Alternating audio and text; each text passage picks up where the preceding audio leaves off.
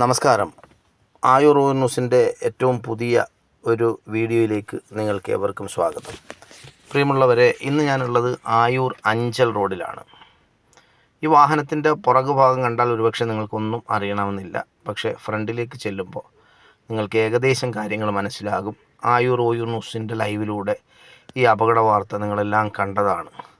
ഒരുപാട് ഷെയർ ചെയ്യപ്പെട്ടതാണ്. 2 പേരുടെ മരണത്തിനിടയാക്കി അതിദാരുണമായൊരു സംഭവം നടന്നിട്ട് ഇന്നേക്ക് 1 മാസത്തോളമാകുന്നു.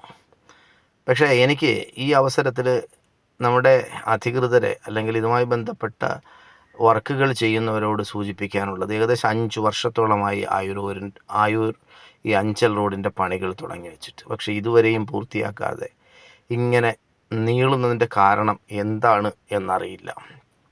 വളരെ അപകടകരമായിട്ടുള്ള ഒരു വളവും ആ വളവിൽ വെച്ചാണ് പാഞ്ഞു വന്ന KSRTC ബസ് ഈ ഒരു വാഹനത്തിലിടിച്ച് ഇതിൽ യാത്ര ചെയ്തിരുന്ന പാവപ്പെട്ട 2 മനുഷ്യരുടെ ജീവൻ അപഹരിച്ചത്.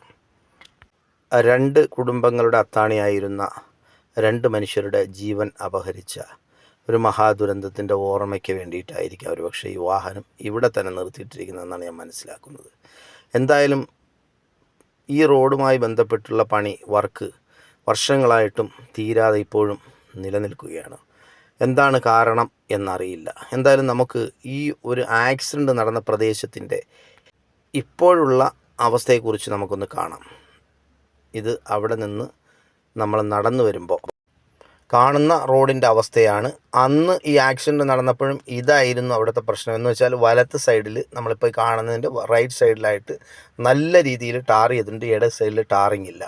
ഈ ഒരു വിഷയവുമായി ബന്ധപ്പെട്ട് എല്ലാ ആളുകളും ഈ നല്ല ടാറിങ്ങിലൂടെ വാഹനം ഓടിച്ചു വരുമ്പോഴാണ് ഈ അപകടം ഉണ്ടാകുന്നത്. എന്നാൽ ഈ അപകടത്തിന് ശേഷമെങ്കിലും ഈ അധികൃതർ ഇതിലൊന്ന് ഇടപെട്ട് അത് എത്രയും വേഗം തന്നെ ഈ റോഡിൻ്റെ ബാക്കി പണി കൂടി പൂർത്തിയാക്കണം എന്നൊന്ന് പറഞ്ഞിരുന്നെങ്കിൽ, അല്ലെങ്കിൽ ആ വളവിനെങ്കിലും അത്രയും ഭാഗമെങ്കിലും ഒന്ന് ടാർ ചെയ്തിരുന്നെങ്കിൽ എന്ന് ഞങ്ങൾ ആഗ്രഹിച്ചു പോവുകയാണ്, പ്രാർത്ഥിക്കുകയാണ്. കാരണം ഇനിയും ഒരു അപകടം ഇവിടെ ഉണ്ടാകാൻ പാടില്ല. അതുപോലെ തന്നെ ഇവിടെ നിങ്ങൾ കാണുന്നുണ്ടല്ലോ, ഈ സ്വകാര്യ വ്യക്തിയുടെ ഒരു പുരയിടം വൃത്തിയാക്കി കൊടുക്കുന്ന ജോലിയാണ് ഇപ്പോൾ PWD ഏറ്റെടുത്തിരിക്കുന്നത്. അത് മാത്രമല്ല, ആ വെള്ളക്കെട്ട് നിങ്ങൾ ശ്രദ്ധിച്ചു കാണും. ഇപ്പോൾ നമ്മൾ കർണാടക സ്റ്റേറ്റ് തിരഞ്ഞുകൊണ്ടിരിക്കുന്ന ഒരു വലിയ ദാരുണമായ ഒരു സംഭവം നടന്നിട്ട് ദിവസങ്ങളേ ആയിട്ടുള്ളൂ. 11-12 ദിവസമായിട്ടും ഈ ഒരു സഹോദരനെ തേടി എത്രയോ ആളുകൾ നടന്നിട്ടും ഇതുവരെ കിട്ടിയിട്ടില്ല, വാഹനം പോലും കിട്ടിയിട്ടില്ല. ആ രീതിയിൽ ഇവിടെ അരിഞ്ഞിറക്കി ഈ കല്ല് കെട്ടാതെ ആ വെള്ളം അവിടെ കെട്ടിക്കിടന്നിട്ട് അവിടുന്ന് ഈ ഉറവ, അതായത് ഊറ്റുവെള്ളം ഇങ്ങനെ വന്ന് ഇവിടെ പൊങ്ങിക്കൊണ്ടിരിക്കുകയാണ്. ഏത് നിമിഷവും ഒരുപക്ഷെ ഇത് ഇടിഞ്ഞ് താഴേക്ക് വന്നാൽ ഒരുപക്ഷെ ഇതുവഴി യാത്ര ചെയ്യുന്ന വാഹനത്തിൻ്റെ മുകളിലേക്ക് വീഴാൻ സാധ്യതയുണ്ട്. ഇതൊക്കെ മുൻകൂട്ടി കണ്ട് എത്രയും വേഗം തന്നെ ഈ പ്രദേശത്തിൻ്റെ ആ പണിയൊന്ന് പൂർത്തീകരിക്കാൻ അധികൃതർ തയ്യാറാകുന്നില്ല. അത് വേറൊരു വിഷയം.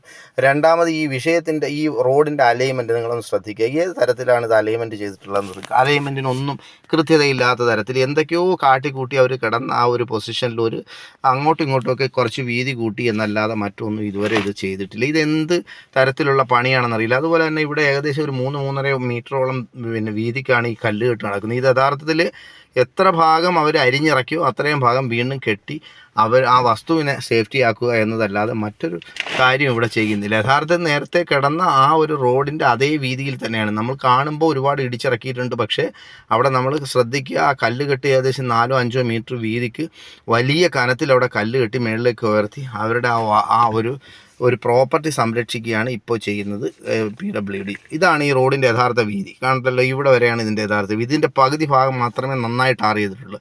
ബാക്കി നമ്മുടെ അഞ്ചൽ മുതൽ ആയൂർ വരെയുള്ള എല്ലാ ഭാഗങ്ങളും കൃത്യതയോടുകൂടിയും നല്ല രീതിയിലും ടാർ ചെയ്തപ്പോൾ ഈ ഭാഗം മാത്രം ഇങ്ങനെ ടാർ ചെയ്യാതെ ഇട്ടതിലുള്ള ഒരു കുഴപ്പമാണ് ഇപ്പോൾ ഇവിടെ സംഭവിച്ചുകൊണ്ടിരിക്കുന്നത്, അല്ലാതെ മറ്റൊന്നുമല്ല.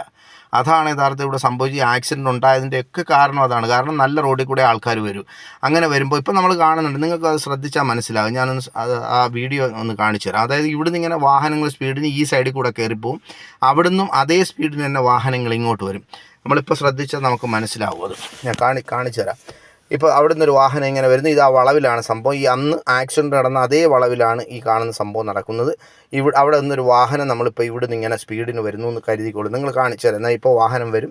അപ്പോൾ വാഹനം വരുമ്പോൾ നമുക്ക് കാണാം. ഇപ്പോൾ ഈ വാഹനം ഇങ്ങനെ സ്പീഡിന് വരുന്നുണ്ട്. അത് ടാറിട്ട റോഡിലൂടെയാണ് കയറി വന്നത്, നല്ല ടാറിങ്ങിലൂടെ. അപ്പോൾ ഈ വാഹനം കണ്ടപ്പോൾ അവർ പെട്ടെന്ന് വെട്ടി തിരിച്ചു മാറ്റി.